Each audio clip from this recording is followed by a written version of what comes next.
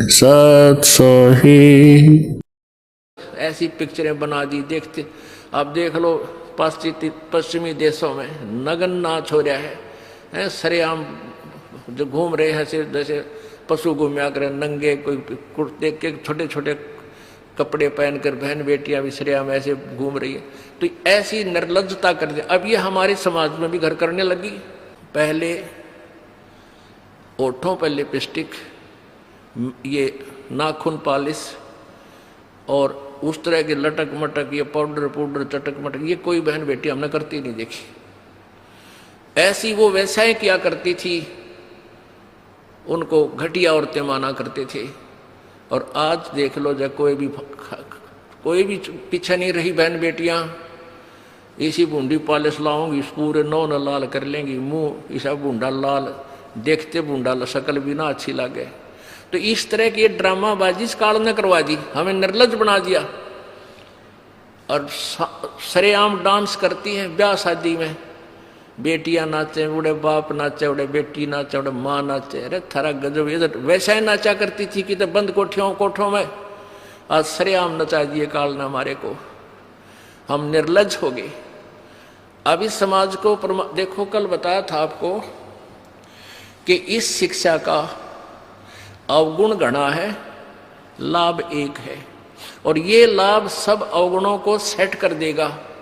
कि अवगुण ये है कि निर्लज्जता, चातुरता, हम एक दूसरे के जो है ना प्रिय नहीं रहे, अपनी चतुरता के कारण काग बन गए। काग क्या करता है कि जैसे कौवा होता है, गधे की चोंच कमर टूटी होती है और उस दुखती उस जख्म को ही दूनी चोंच मार मार कर उससे खाता है। हम इस चतुरता के कारण रिश्वत लेते हैं, किसी का काम नहीं कर अधिकारी रो पैसा लेने के लिए उनको 100 ऑब्जेक्शन लगा कर चक्कर कटाते रहते हैं। कोई 2 का 20 बनाते हैं। सब घी में मिलावट, दूध में मिलावट, सब्जी में, हर चीज़ में मिलावट। कहते हैं ऐसा इंजेक्शन लगाते हैं बेल का, तोरी तड़के इतनी लंबी हो ही पावे। थारा गजब वही, सिर्फ वो बेचन खातिर कि थारा पैसा, तुम्हें पैसा मिल जाए, हुकंड क्रुक। तो ये चतुरता आ गई। अब डॉक्टर लोग देख लो, सभी तो नहीं हुआ करते लेकिन 80% इतना जुल्म करते हैं। 2 रुपये का 100 रुपये मांग ले, 200 मांग ले, कोई टाल नहीं, 500 मांग ले, 1000 गरीब आदमी से। और भी किसी स्तर में देख लो आप, कोई पीछे नहीं रह रहा। जिसका भी जहाँ दाव लगता है वो तुरंत डंक मार देता है। जिसके पास कोई मिलावट में रोड करने सथाना नहीं है वो तो करेगा कहाँ से। तो अब इसमें अवगुण तो इतने हो गए, माया माया दिखाई देती, ना भाई दिखता, ना बाण दिखती, ना भगवान दिखाई देता। और गुण इसमें एक है इस शिक्षा में कि हम अपने सदग्रंथों को स्वयं पढ़कर भगवान पहचान लेंगे। और इस भगवान के पहचानने के उपरांत इस ज्ञान को सुनने के बाद अपने आप ये माया की हवस नष्ट हो जाएगी। क्योंकि हमें पता चल जाएगा कि हमारे 2 नंबर के काम जुड़ सकता, पैसा नहीं रह सकता, क्योंकि हमारे भाग्य में नहीं है। और भाग्य से ज्यादा ले लिया तो ना जाने किस प्रकार जाएगा। एक भक्त ने बताया कि मेरा इकलौता पुत्र बीमार हो गया और मैं उसके ट्रीटमेंट के लिए, पहले तो किसी ने बताया इस पर छाया है, इस पर प्रेत है, जंतर मंत्र करने वालों के पास लौटा 20-30 हज़ार रुपये वहाँ लगाए। फिर डॉक्टर लोकल हॉस्पिटलों में दिखाया, वहाँ काफ़ी पैसे लगे। फिर बताया इसके दोनों किडनी फेल होगी। All India medical institute Delhi गया, वहाँ किसी से रिश्तेदार से ले लवा के वो गुर्दा पैसे वैसे दे के कहते उसके 3 लाख रुपए लड़के के लगे। दोनों किडनी चेंज कराई, वो किडनी तो सफल होगी, सुख की सांस ली, 3 लाख रुपये लाग गए। और 6 महीने के बाद वो इकलौता पुत्र बस एक्सीडेंट में मर गया। और तेरा गजब, टक्कर मार मार कर रोया। उसने जब ये ज्ञान सुना कि जो तुम 2 नंबर से पैसा इकट्ठा करना चाहते हो तुम्हारे भाग्य में नहीं है, अगर ऐसा इकट्ठा कर भी लोगे तो अगर 2 लाख कर लिया तो 3 लाख रुपए तुम्हारे ना जाने किस कारण से और कहाँ से निकल जाएंगे। और वो पाप रह जाएंगे जो के तो, जो आपने फिर भोगने पड़ेंगे। वो पाप यों के यूं रह जाएंगे, पैसा नहीं रहेगा जो तुम्हारे भाग्य में नहीं था, तुमने धक्के से कहीं से इकट्ठा भी कर लिया था। तो उसने फिर अपनी कथा बताई कि जैसे ऐसे मैं बहुत जुल्मी आदमी था, अब आपके ज्ञान से आंखें खुल गई। एक 2 रुपये की रील आया करती 20-30 साल पहले, 35 साल पहले।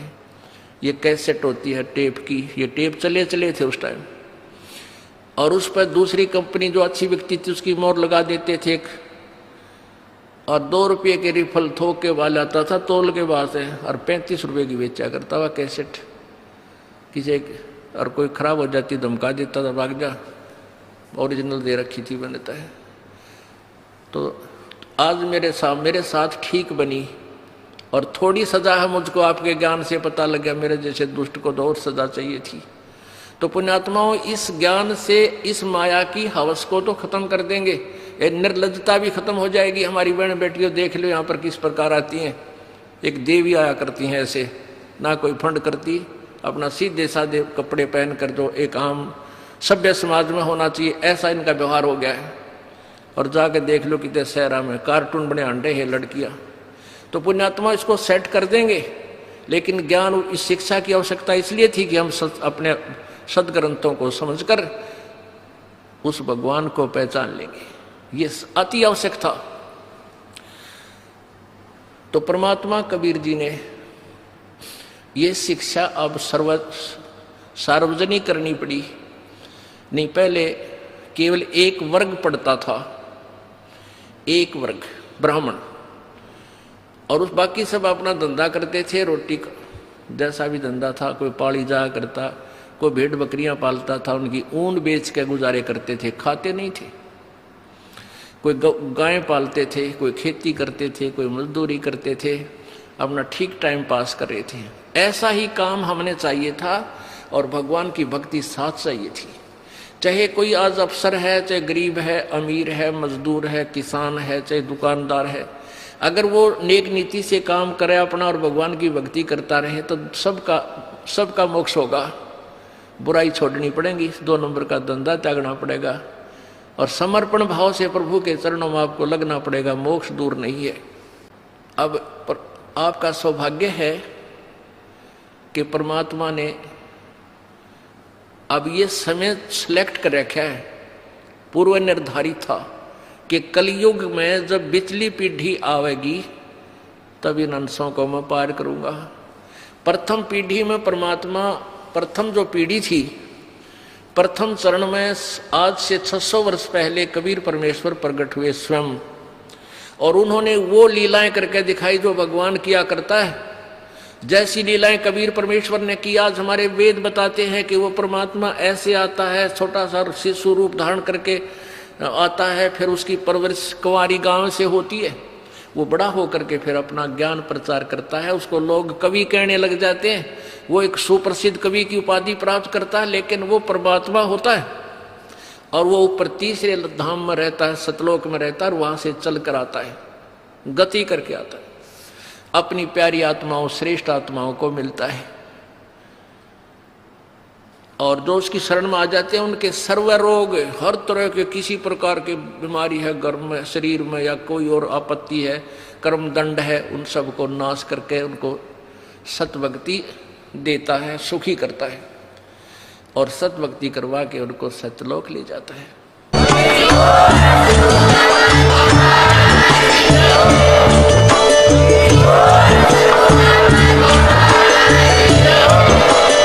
सत सोही।